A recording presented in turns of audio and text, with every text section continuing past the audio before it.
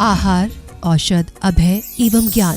शास्त्रों में वर्णित हैं ये 4 प्रकार के दान, जिनसे होता है प्राणी मात्र का कल्याण। परम पूज्य वात्सल्य मूर्ति जिन धर्म प्रभाविका आर्यका रत्न श्री 105 सृष्टि भूषण माता जी की मंगल प्रेरणा एवं आशीर्वाद से सृष्टि मंगलम सेवा समिति द्वारा बच्चों की शिक्षा, असहाय गरीबों को इलाज एवं रोजगार प्रदान कर की जा रही है अद्भुत धर्म प्रभावना। मेरा नाम आशु है। मैं एक टीचर थी। अब उस दौरान मेरा स्कूल बंद हो गया। मेरे को सांस की प्रॉब्लम है, अस्थमा की प्रॉब्लम है। फिर मुझे एक बेटी मिली, उसका नाम अपेक्षा है। उन्होंने मुझे माताजी के लिए बोला कि माँ बहुत सबकी सहायता करती हैं, माताजी मेरी कुछ समय से सहायता कर रही हैं। आज दीपावली के अवसर पे माँ ने मुझे बुलाया और मुझे ये सामान सब दिया दीपावली बनाने के लिए। मैं माँ आपकी बहुत बहुत आभारी हूँ, सदा आपकी आभारी रहूँगी। माँ, आपके बारे में आपसे मेरी बात हुई थी, आपके बारे में लोग कैसे कहते हैं ये माँ, मैं नहीं जानती। मैंने किसी लक्ष्मी को, पार्वती को, भोले को नहीं देखा, मैंने आपको देखा। मैं उस समय डूब गई थी पूरी तरह माँ, जब मेरा कोई नहीं था, मेरे अपनों ने साथ छोड़ दिया, पर आपने मेरा हाथ संभाला। आप साक्षात देवी हो, आप साक्षात अन्नपूर्णा हो माँ। मैं आपको शत शत नमन करती हूँ। आप भी मानव सेवा के लिए अपनी चंचला लक्ष्मी का सदुपयोग करें। माता जी के मंगल आशीर्वाद एवं प्रेरणा से संचालित सृष्टि मंगलम सेवा समिति द्वारा मानव सेवा के कार्य से आज ही जुड़ें और करें महापुण्य का अर्जन। आप अपनी दान राशि निम्नलिखित खाता संख्या में जमा करा सकते हैं। सृष्टि Mangalam Seva Samiti, account number 01190100032429, bank of Baroda, IFSC code BARB 0 SHRIMA, branch Shri Mahavir ji, Punjab national bank, account number 021200101177 IFSC code PONB 0021200, संपर्क सूत्र 9376571002। सृष्टि मंगलम सेवा समिति से जुड़ने वाले सदस्यों का नाम एवं फोटो जिनवाणी चैनल पर प्रसारित किया जाएगा।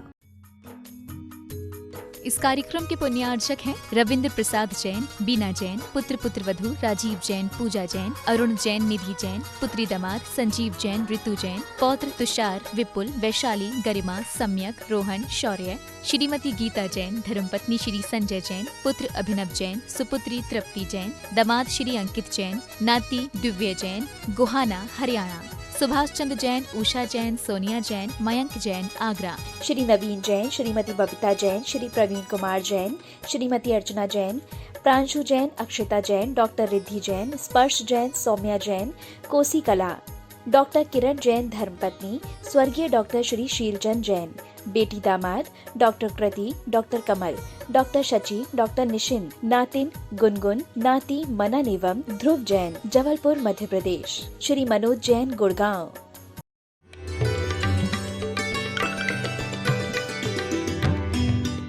भाई की चरण पादुका रखकर उन्होंने राज्य किया था। ऐसा आदर्श राजा दूसरा नहीं हुआ भारत में, जो घर में रहकर भी सन्यासी की तरह रहा हो। सीता ठीक है, पत्नी की तरह पत्नी धर्म निभाने के लिए साथ गई थी, लेकिन उर्मिला का त्याग भी देखो कि पति को सहर्ष भेज दिया और एक सन्यासिनी की तरह जीवन व्यतीत किया। ये हमारे भारत की नारियां ऐसा कर सकती हैं, लेकिन भारत की नारियां कभी कभी जरा सी जुबान फिसल जाए तो घर में महाभारत करा देती हैं और जुबान पर कामयाब रहें, जुबान पर कमान रहे तो घर में महाभारत नहीं महान भारत बना देती हैं। वो मंगल कलश भी बना देती हैं घर को, और कुल्हड़ भी बना देती हैं, चिलम भी बना देती हैं जो जलती है और जलाती है। आज अपनी बेटियों को आप सहनशीलता नहीं सिखाते हैं। अंजना की सहनशीलता देखो, अंजना के जीवन में भी मिस्र केसरी जैसी सखी ने तूफान ला दिया था। पवनजय ने सिर्फ उड़ता हुआ अंबर देखा था, दीवाना हो गया था। 3 दिन की सब्र नहीं थी, 3 दिन बाद वो उसकी हो जाती, पत्नी हो जाती, सर्वस्व अपना निछावर कर देती। लेकिन 3 दिन की आज की तरह नहीं कि फ़ोनों के इतने बिल बन जाते हैं, दिन रात बकवास करती है कि माँ बाप भी सोचते भलाई टले तो अच्छी है। पहले तो जी दुखता आता रोना है, घर से जा रहा खिलौना है, प्यारी बेटी नैहर की याद भुलाना, अपना घर स्वर्ग बनाना, ऐसी ज़िंदगी थी। प्यार की स्मृतियाँ माँ बाप की इतनी थी। आजकल तो बचपन से आप बच्चों को बाहर भेज देते हो, शादी भी करते हो तो फार्म हाउस में करते हो, बड़े बड़े बैंकेटों में करते हो, जहाँ की अपने पितृ घर की कोई स्मृतियाँ साथ नहीं होती हैं। पिता का दरबार छोड़ते हुए, पिता का घर बार छोड़ते हुए बेटी का जरा भी दिल नहीं दुखता है।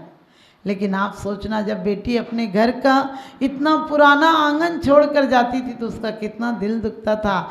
लेकिन पवनजय छुप कर मिलने आए थे। पहले एक आदमी घर का देख आता था, बुजुर्ग और लड़की एक नंबर की निकलती थी, क्योंकि सख्त जमाना था। घर का एक बूढ़ा जिसे सही से दिखता भी नहीं था वो भी देख आता था, लेकिन वो गुण देखता था, शकल नहीं देखता था। वो चमार नहीं था, वो बुजुर्ग था, तजुर्बे थे उसके पास।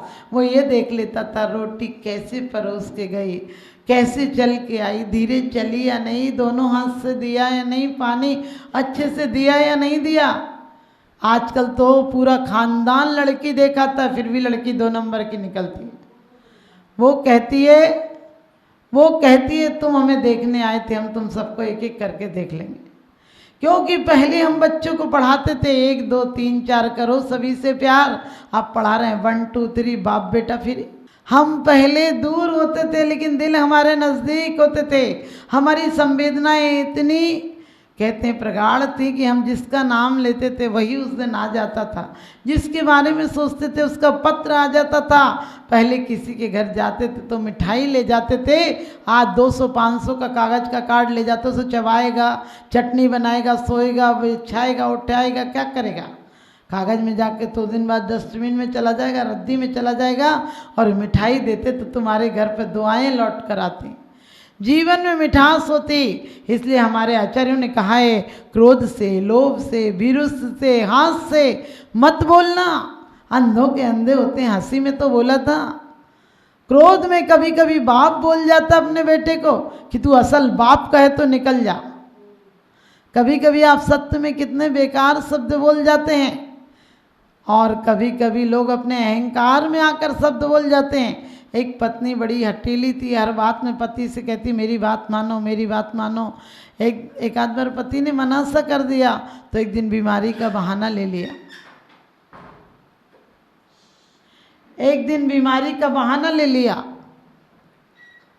और उसके बाद पति ने कहा क्या हो गया। बोले मुझे सपना आया है कि तुम्हारी माँ यदि बाल मुड़ाकर सुबह सुबह मुझे दिखेगी तो मैं ठीक हो जाऊंगी। पति समझ गया कि हमेशा मेरी माँ से चिढ़ती है। उसने कहा ठीक है, क्योंकि पति हमेशा कहता था, पति भी चालाक था, पति हमेशा कहता था कि देख मैं ऐसा फ़र्क नहीं करता, तू बेकार बात बोलती है।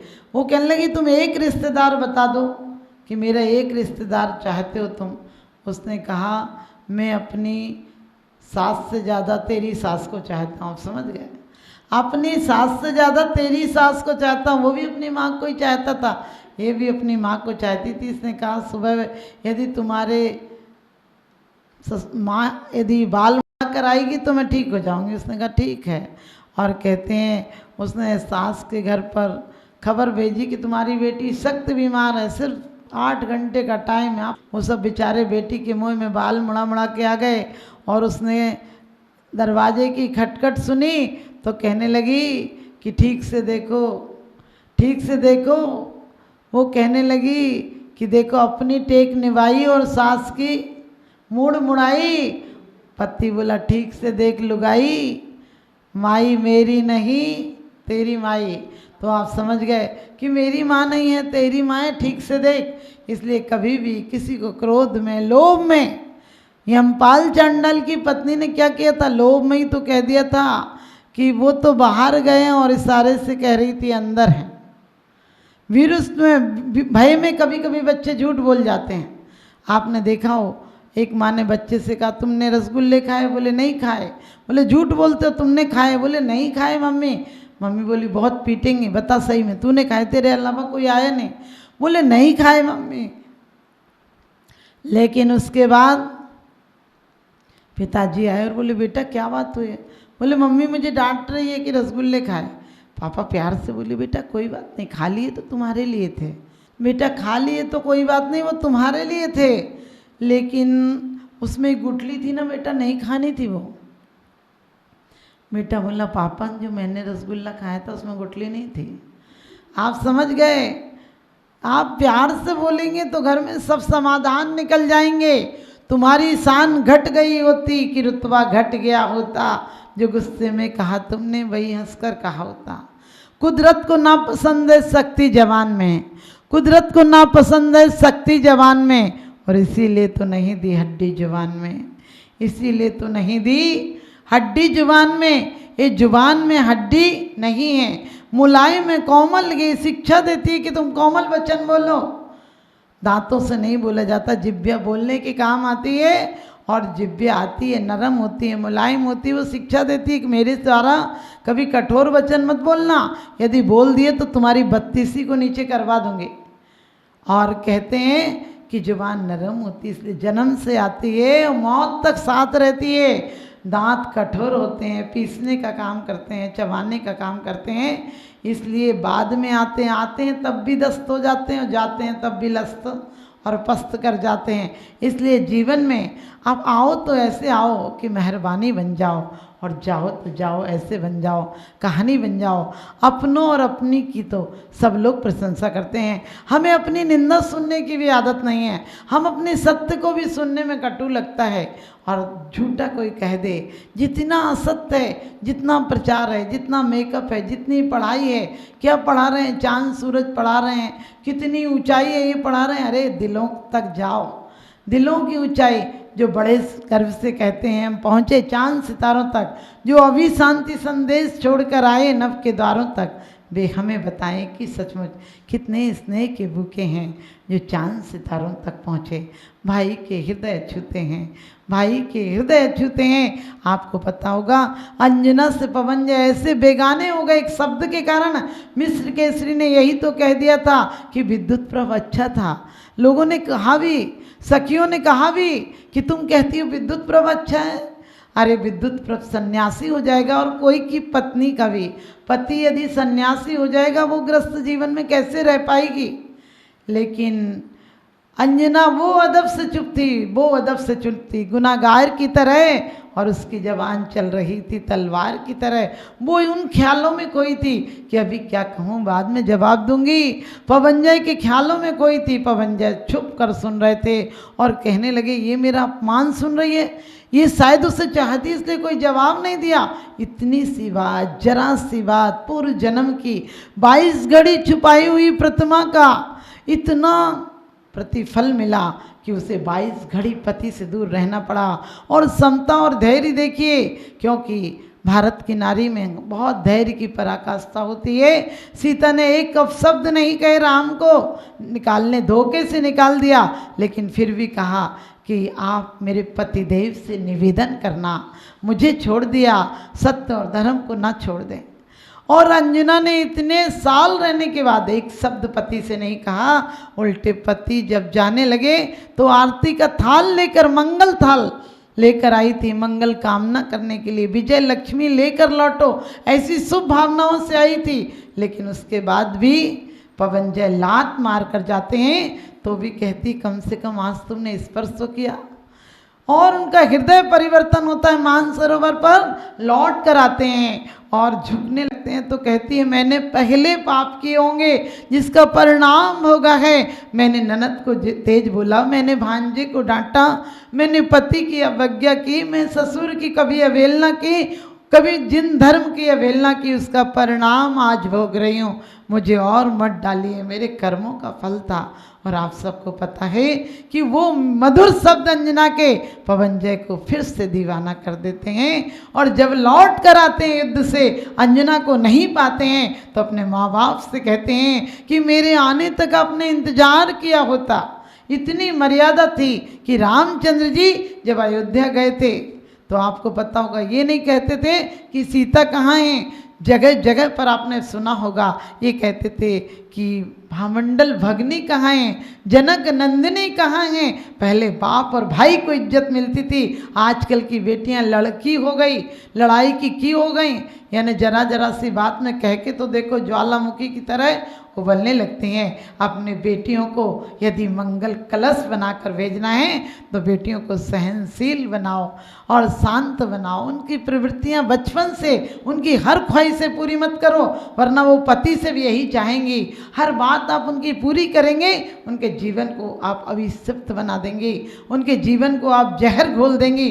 क्योंकि जो माँ बाप अपने बच्चों की हर जिद पूरी करते हैं उनके परिवार, बच्चे कभी सुखी नहीं हो पाते हैं। क्योंकि बेटा यदि जिद्दी होगा, जैसी माँ ने उसकी ख्वाहिशें पूरी की हैं वैसी ही पत्नी से चाहेगा। कहाँ से पत्नी पूरी करेगी, क्योंकि पत्नी भी उसी परिवेश में पलकर आई है। इसलिए अपने बच्चों को लायक बनाइए, लेकिन इतना लायक मत बनाइए कि वो आपको नालायक समझने लगें।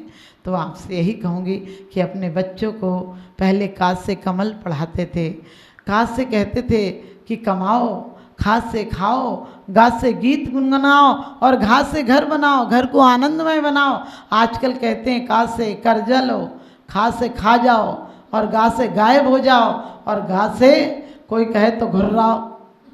ये सब सिखा रहे हैं। तो आप ध्यान रखें, सत्य को अपने जीवन में लाएं। और एक असत्य के कारण वसु भी नरक में पहुंच गया, तो हम और आप लोग किसी शब्दों के द्वारा, हमारे कठोर शब्दों के द्वारा किसी को आघात न लगे, इसलिए हमारे शब्दों का माधुर्य हो, मीठे शब्द हों, हमारे शब्द किसी को यादगार बन जाएं, कोई पुनः सुनने के लिए लालायित हो जाए। हमारे शब्द ऐसे होना चाहिए। आपके घर घर में यदि आपको आनंद और दिवाली लाना है, हमें होली जलाना नहीं, हमें दिवाली मनाना सीखना है, तो क्योंकि प्रेम के दीप जलाएं। और कोई मन की गांठ है तो अपने नम्र शब्दों की चाबी से उन्हें खोलने का प्रयास करें, तो आप सबका जीवन सुखी होगा। और आप सत्य को अपनाएं, जो कुछ है वही, बनावटी क्या दिखाना, ऐसा जीवन अपनाएं। आप सब सुखी और शांतमय जीवन जी सकें और आपका जीवन सत्यम शिवम सुंदरम हो, मेरा यही शुभाशीष।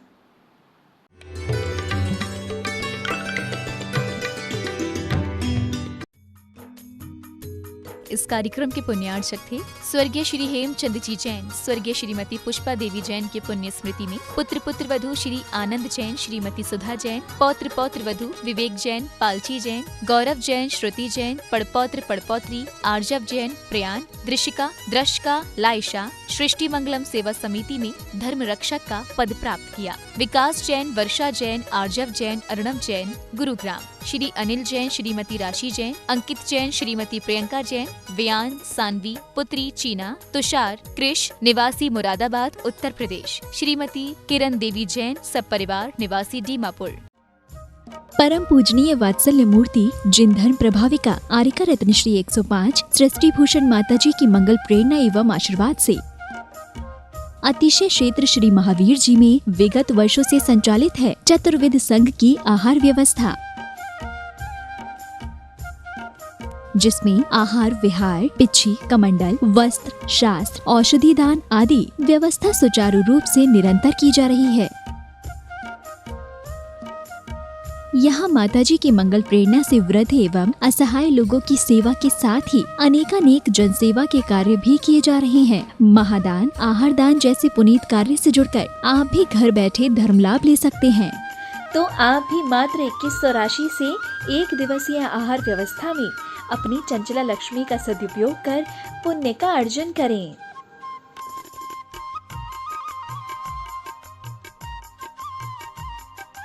एक दिवसीय आहार व्यवस्था 2100। सामान्य सदस्यता 1 वर्ष 11,000, सामान्य सदस्यता 2 वर्ष 21,000, सदस्यता 31,000, विशिष्ट सदस्य 51,000, अति विशिष्ट सदस्य 71,000, संरक्षक 1,11,000, शिरोमणि संरक्षक 2,11,000। संपर्क सूत्र 9376571002। आप अपनी दान राशि निम्नलिखित खाता संख्या में जमा करा सकते हैं। सृष्टि Mangalam Seva Samiti, account number 01190100032 bank of Baroda, IFSC code BARB 0SHRIMA, branch Shri Mahavir ji. Srishti Mangalam Seva Samiti, Punjab national bank, account number 021200101 177 IFSC code PUNB 0021200।